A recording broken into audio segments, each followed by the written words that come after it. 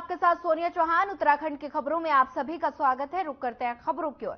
मुख्यमंत्री पुष्कर सिंह धामी ने सचिवालय में एसएसबी द्वारा प्रशिक्षित राज्य के गुरिल्ला स्वयं सेवकों की समस्याओं को सुना। वहीं विभिन्न जनपदों से गुरिल्ला स्वयं सेवक वर्चुअल माध्यम से जुड़े थे। वहीं बैठक में मुख्यमंत्री ने अधिकारियों को निर्देश दिए कि विभिन्न विभागों में प्रशिक्षित गुरिल्ला स्वयं सेवकों को आजीविका से जोड़ने के लिए प्रयास किए जाए। और साथ ही उन्होंने कहा कि गुरिल्ला स्वयं सेवकों के जिन समस्याओं का समाधान हो सकता है वे किए जाएं। और उन्होंने कहा कि केंद्र सरकार से भी गुरिल्ला प्रशिक्षकों के लिए मदद के लिए प्रस्ताव भेजकर अनुरोध किया जाएगा।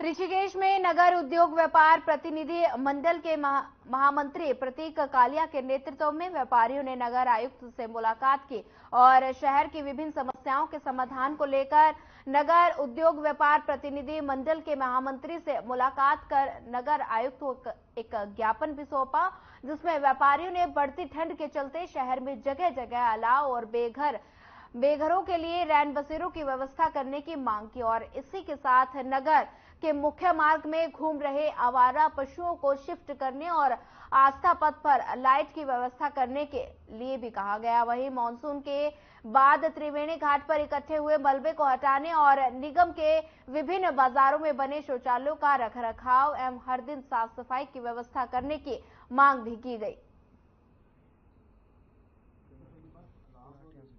नगर का हर एक व्यक्ति रोज जाता है, वहाँ पे अभी भी जो मलबे का ढेर रखा हुआ है उसके विषय में बात करी थी। आस्था पथ पे जिस प्रकार से नशे का व्यापार चल रहा है, साथ में साफ सफाई को लेकर वहाँ जो लाइट नहीं जल रही है आजकल उसको लेकर, क्योंकि अब सर्दी बढ़ती जा रही है तो अधिकांश लोग सुबह की जगह शाम को जाते हैं और शाम को महिलाएं और बच्चे भी जाते हैं। तो उस समय अगर इस तरीके की व्यवस्था नहीं रहेगी तो नगरवासियों को दिक्कत का सामना करना पड़ता है। फिर जो निराश्रित पशु हैं जो शहर में घूम रहे हैं, जिसमें बंदर भी हैं, आपके डॉग्स भी हैं, स्ट्रे डॉग्स जिन्हें हम बोलते हैं, गाय भैंस भी हैं, तो उसके विषय में भी बात हुई। तो उसके बारे में नगर आयुक्त जी ने बताया हमें कि किस प्रकार से वो लोग प्रयास कर रहे हैं। उसके अलावा भी सब लोगों की कुछ ना कुछ समस्या।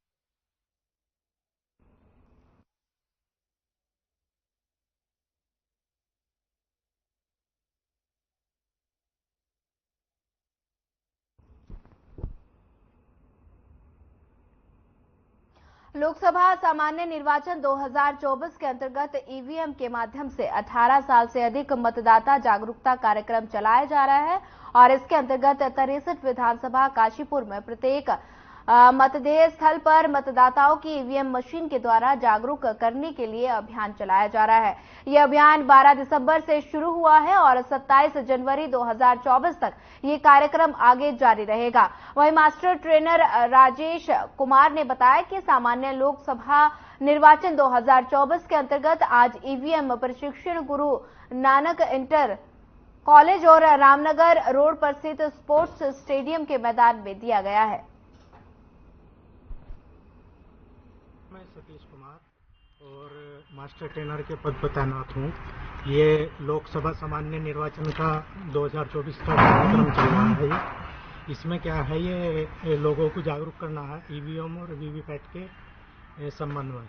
कुछ लोगों को इसके मशीन के बारे में जानकारी नहीं है सही से, कुछ लोग संतुष्ट नहीं हैं, तो वो अपने आप डेमो करके इसको सही से संतुष्ट हो सकते हैं। ये है।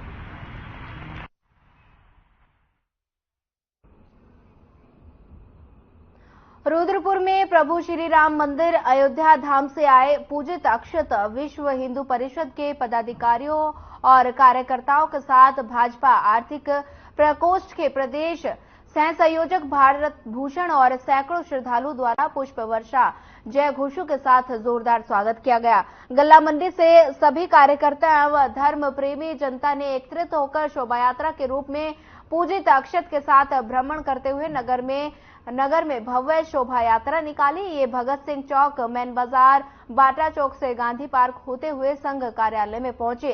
जिला मंत्री राजेंद्र मेहरा जी ने बताया कि ये उचित अक्षतों के सभी को राम मंदिर जो 22 तारीख को भव्य निर्माण होने जा रहा है।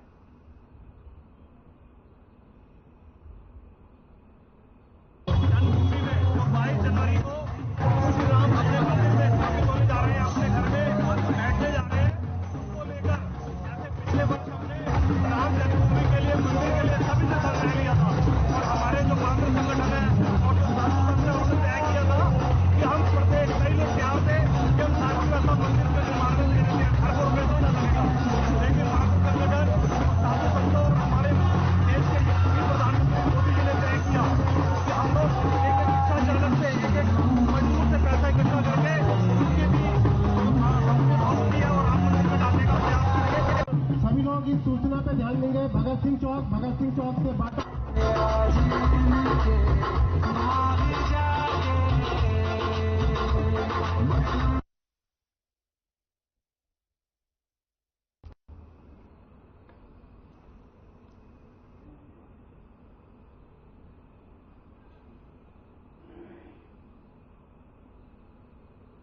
मेरा गांव मेरी सड़क योजना के नाम पर बंदरबाज के आरोप का मामला हाईकोर्ट में पहुंचने और मीडिया की सुर्खियों बनने के बाद अब पंचायत राज विभाग और तहसील प्रशासन हरकत में आया है।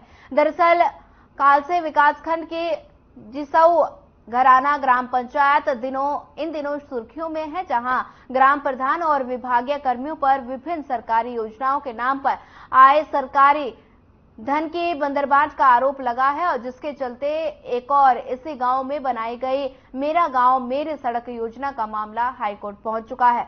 तो वहीं आरटीआई के जरिए मिली सूचना के आधार पर ग्रामीणों द्वारा की गई शिकायत पर प्रशासन और विभाग की हरकत में आया है, जिसके चलते अधिकारियों के निर्देश पर एसडीएम कालसी हरिगिरी की अगुवाई में प्रशासनिक टीम ने गांव में पहुंचकर ग्रामीणों की शिकायतों को सुना।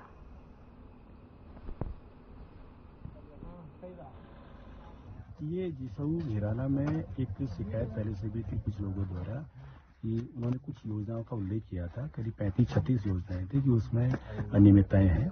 उसमें एक टीम गठित हुई थी जिसमें इंजीनियर थे, आरडब्ल्यूडी के और डीपीआरओ थे और मैं खुद भी उसका अध्यक्ष हूँ। तो आज हमने आकर के उन योजनाओं का मौके पर निरीक्षण किया और साथ में कि यहाँ मेरा गाँव मेरी सड़क का भी शिकायत थी लोगों की, इसमें गलतियां हो रही, अनियमितता हो रही है, उसका भी हमने जांच की है।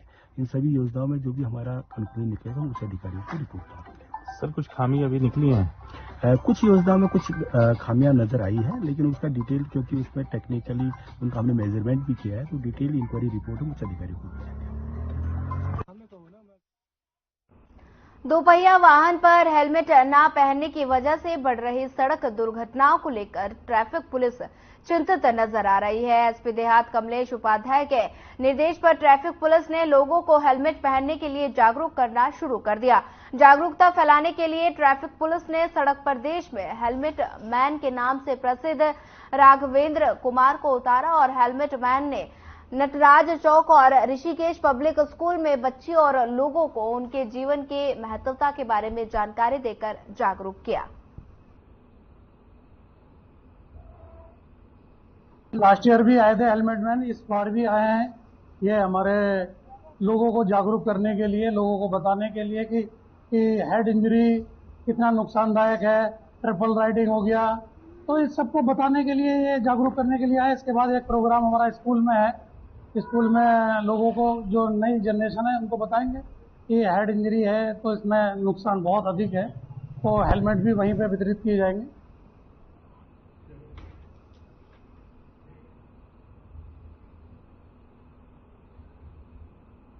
हल्द्वानी में नशे में गाड़ी चलाने वालों की अब खैर नहीं है।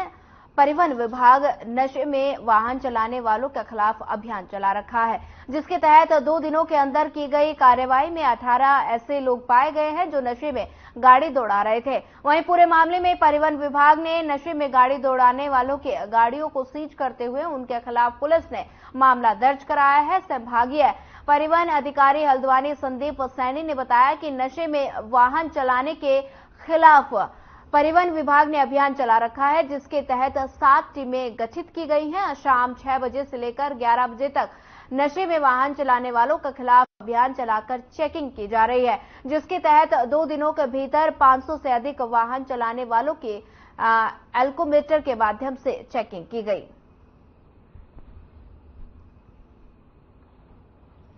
हमारे तरफ से 2 दिन का स्पेशल अभियान चलाया गया था, जिसमें हमने 7 टीमें लगाई थी। 7 टीमों ने लगभग 2 दिन में 500 से ऊपर गाड़ियों का ड्राइवर का जो है एल्कोमीटर से चेक किया और 18 वाहन चालकों को शराब के नशे में पाया, जिसमें उनको पुलिस के सुपुर्द करते हुए 18 गाड़ियां जो है सीज की गई। एक तरह से कोई बाइक भी पकड़ी गई है जो चोरी की पकड़ी गई है? हाँ, इसमें हमारा बाजपुर का एक मैटर है, जिसमें बाजपुर में जब वो एल्कोमीटर से चालान किया गया, उसका ऑनलाइन चालान हुआ, तो उसके ओरिजिनल मालिक के पास दिल्ली में मैसेज पहुंचा। तो मैसेज पहुंचने के बाद उसने पुलिस से भी संपर्क किया कि ये मेरी गाड़ी चोरी हो गई थी मार्च में और ये यहाँ बाजपुर में पकड़ी गई है। तो अब वो मालिक और पुलिस आपस में बात करके वो अपनी गाड़ी लाएंगे। तो ये ऑनलाइन चालान का एक फ़ायदा भी है कि आपका अगर जब मैसेज पहुंचता है तो आपके पास इन्फॉर्मेशन जाती है कि आपकी गाड़ी का चालान हुआ है। रोक दे रहे हो तुम बीच में? रोको नहीं।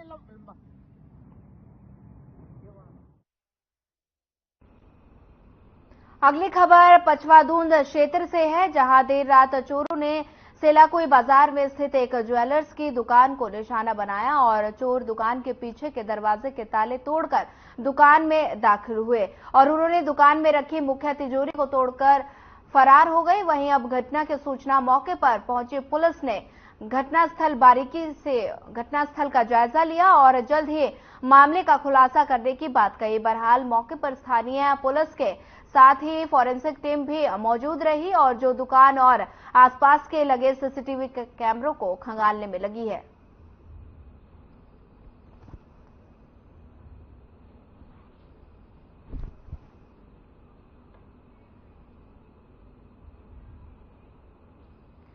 उधम सिंह नगर के जसपुर में पुलिस ने नर पर नई बस्ती रोड पर चांस रिकवरी के दौरान 2 आरोपियों को गिरफ्तार कर लिया है। आपको बता दें, आरोपियों की पहचान अनस और अरमान के रूप में की गई है, जो जसपुर बस्ती के रहने वाले हैं। तस्करों के कब्जे से 15 ग्राम स्मैक बरामद की गई। आरोपियों के खिलाफ एनडीपीएस एक्ट के तहत मुकदमा दर्ज कर कोर्ट के सामने पेश किया गया। वहीं एसएसआई कोतवाली जसपुर अनिल जोशी ने बताया कि उच्च अधिकारियों के दिशा निर्देश के बाद नशे के खिलाफ कार्रवाई जारी है। उधम सिंह नगर में श्रीमान वरिष्ठ प्रशासक महोदय के निर्देशन में नशे की विरुद्ध कार्रवाई लगातार जारी है, जिसी क्रम में कल पुलिस टीम द्वारा एक अरमान और अनस नाम के व्यक्तियों को स्मैक के साथ गिरफ्तार किया गया है। उनके द्वारा ये भी बताया गया कि गुलनाज नाम की महिला है, उससे वो स्मैक लेते हैं, उसके बाद छोटे बीट्स बनाकर बेचते हैं। आपराधिक इतिहास की जानकारी की जा रही है और इससे इनके कब्जे से टोटल 15 ग्राम मिला है। इनके कब्जे से बरामदगी के अनुसार एनडीपीएस तहत के मुकदमा दर्ज कर माननीय न्यायालय के समक्ष पेश किया जा रहा है।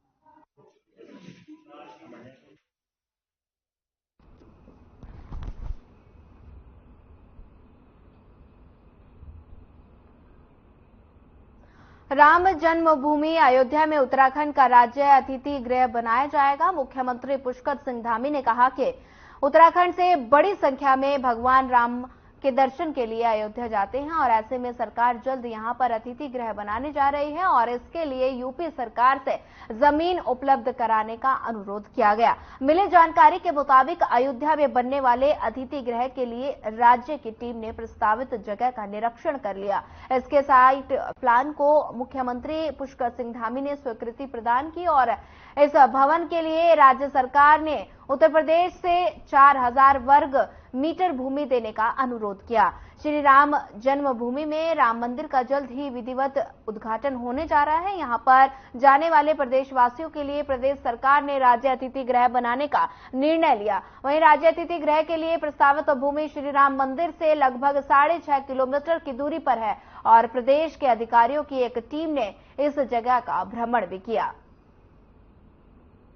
लॉ है इस बात का। भगवान रामलला विराजमान हो रहे हैं 22 जनवरी को, तो निश्चित रूप से हर एक भारतवासी चाहता है कि जो भी राम भक्त है, राष्ट्र भक्त है, उस अवसर पर वहां पर रहे। वो जो भी व्यवस्था बनेगी, जो भी वहां पर जो आयोजक गण होंगे, जैसी व्यवस्था बनेगी, लेकिन हमने उत्तराखंड से बड़ी संख्या में लोग भगवान रामलला के दर्शन करने में जाएंगे, पहले से भी जाते रहे हैं। फिलहाल वक्त तो चला एक छोटे से ब्रेक का। ब्रेक के बाद जल्द हाजिर होंगे।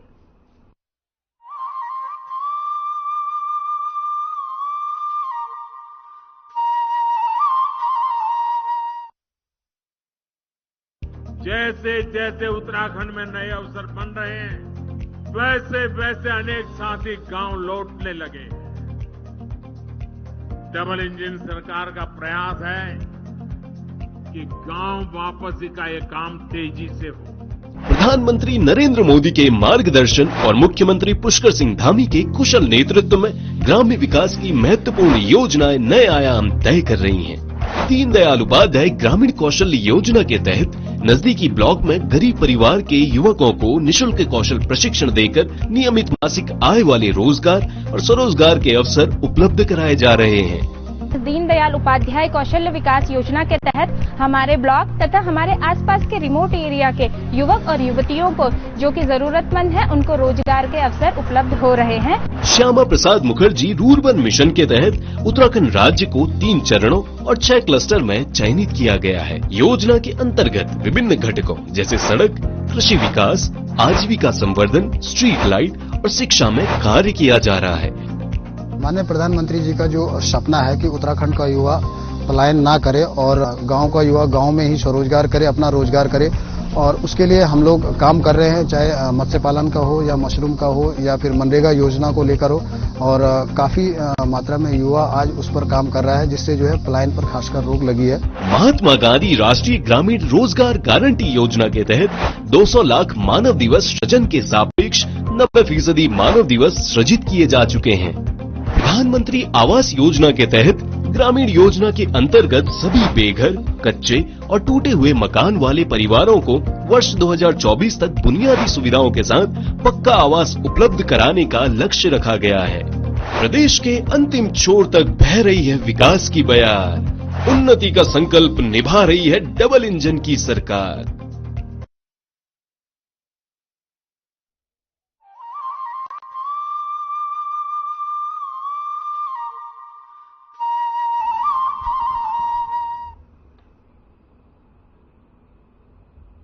ब्रेक के बाद आप सभी का एक बार फिर स्वागत है। बढ़ते हैं अगली खबर की ओर। मुख्यमंत्री पुष्कर सिंह धामी ने मंगलवार को सचिवालय में शासन के उच्च अधिकारियों के साथ उत्तराखंड ग्लोबल इन्वेस्टर समिट में हुए एमओयू के ग्राउंडिंग की समीक्षा की। वहीं निवेश हेतु हुए एमओयू को धरातल पर उतारना सभी को सामूहिक जिम्मेदारी बताते हुए मुख्यमंत्री ने उच्चाधिकारियों के साथ समीक्षा के साथ उनसे सुझाव भी लिए और निर्देश भी दिए कि 15 फरवरी तक अधिक से अधिक प्रस्तावों की ग्राउंडिंग हो और प्रति सप्ताह मुख्य सचिव तथा प्रतिमाह मुख्यमंत्री स्वयं इसकी गहनता से समीक्षा करेंगे। बैठक में अपर मुख्य सचिव राधा रतूड़ी, आनंद वर्धन समेत अन्य उच्च अधिकारी मौजूद थे।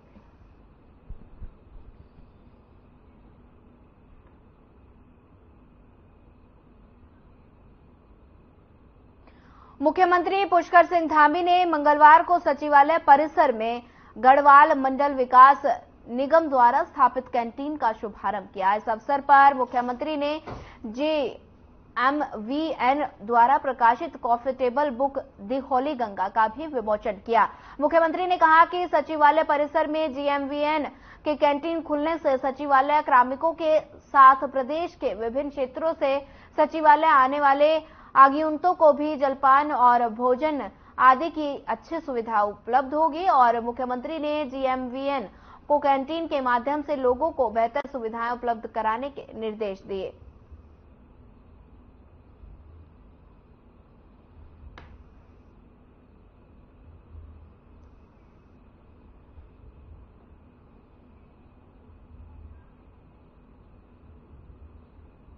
फिलहाल वक्त तो चला एक छोटे से ब्रेक का। ब्रेक के बाद जल्द हाजिर होंगे।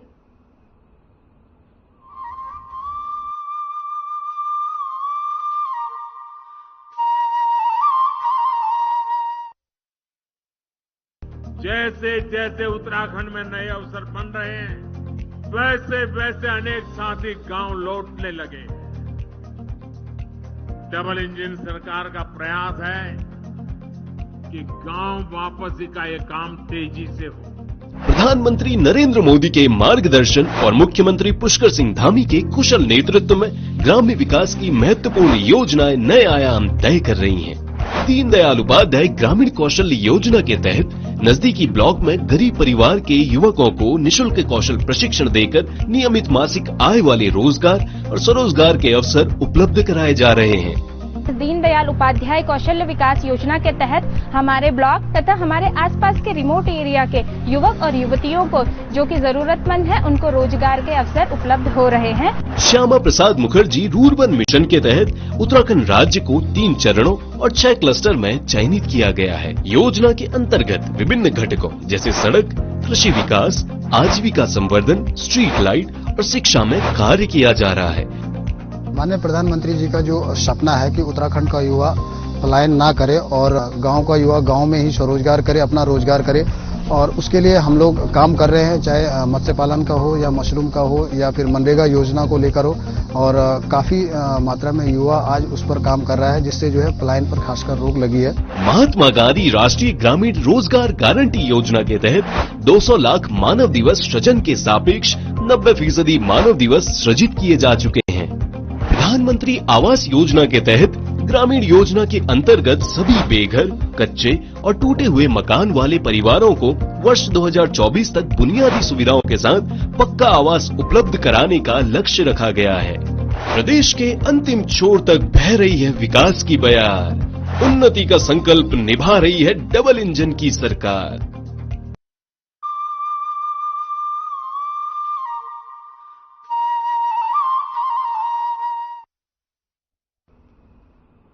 ब्रेक के बाद आप सभी का एक बार फिर स्वागत है। बढ़ते हैं अगली खबर की ओर। शामपुर में खैरी कला के ग्राम प्रधान चंद्र मोहन पोखरियाल ने अपने ऊपर लगे आरोपों को बेबुनियाद बताया है। उन्होंने कहा कि यदि आरोप लगाने वाले आरोपी को सिद्ध कर दें तो वो ग्राम प्रधान के पद से इस्तीफा दे देंगे। यदि वो लोग आरोपों को सिद्ध नहीं कर सकते तो मीडिया के सामने सार्वजनिक रूप से माफी मांगकर अपने पद से इस्तीफा दें। बता दें कि ग्राम प्रधान संगठन ने खैरी कला क्षेत्र में एक जनप्रतिनिधि के खिलाफ नारेबाजी करते हुए प्रदर्शन किया। वहीं मौके पर ग्राम प्रधान चंद्र मोहन पोखरियाल ने कहा कि कुछ दिन पहले एक बोर्ड को लेकर राजनीति हुई थी और इस दौरान एक जनप्रतिनिधि ने उनके ऊपर विधायक निधि का बजट बिना सड़क बनाए ठिकाने लगाने का आरोप लगाया था। ग्राम प्रधान ने मौके पर नवनिर्मित सड़क दिखाते हुए कहा कि पेंटर की गलती से इस सड़क का बोर्ड दूसरी ग्राम सभा में लग गया था, जिसके लिए पेंटर ने अपनी गलती को स्वीकार भी कर लिया। बावजूद इसके जनप्रतिनिधियों ने उन पर भ्रष्टाचार का आरोप लगा दिया, जो कि गलत है।